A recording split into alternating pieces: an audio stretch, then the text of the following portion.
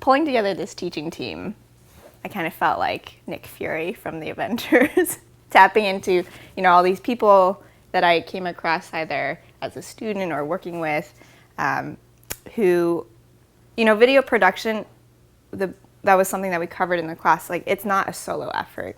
And I think teaching video production very much is not a solo effort. So Chris and I had been talking about this for several years, I feel like. Just going through your class and then talking about the program and the videos that we make. We've just been tossing around these ideas, and George and I have worked together extensively, she said with a heavy sigh, Long hours. on Science Out Loud. And Josh and I met at a conference purely by accident. Yeah.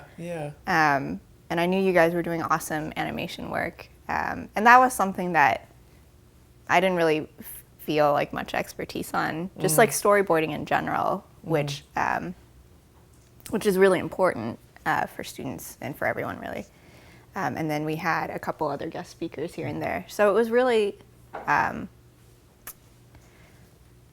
so teaching something that doesn't have an objective answer, like, in physics there's a right answer to a problem set, for instance. In media production or creative writing or anything like this, you can't just be like, well, this is what makes a good answer necessarily.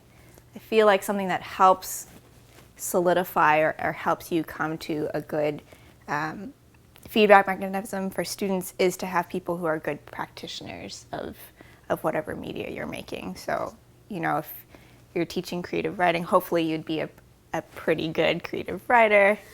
If you're teaching media production or storyboarding, hopefully you're a good animator, storyboarder. Hopefully you're a decent host. Fair to Midland. I know, right? Tolerable. So that was why from the beginning, I felt like it had to be a team effort to teach this class.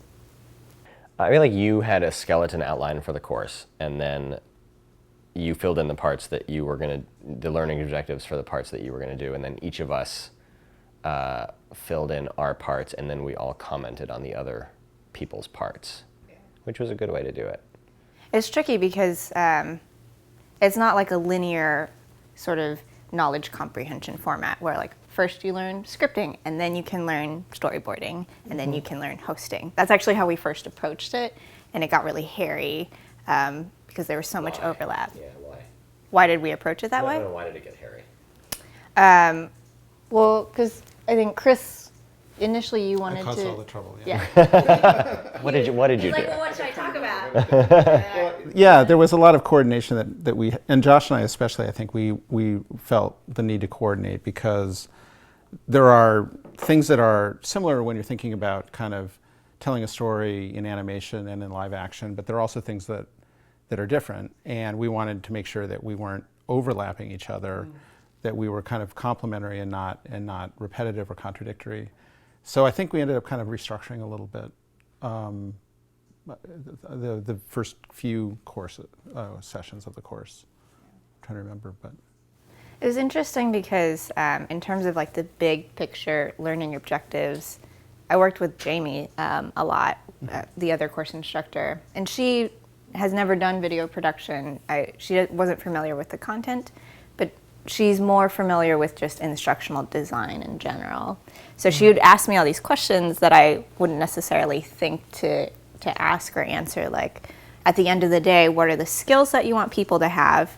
And then what are the sort of learning objectives that you want them to aspire to? And those are two very different things, right? Because, like, I don't really care if they were, masters at Final Cut by the end, because it doesn't really matter. The objective is, can you articulate a clear story? But she and I would meet to sort of figure out what are the big picture learning objectives that we want, and then it was a matter of how can we take all these details and all these very important plastic elements and pick out the most relevant ones to match to the objectives.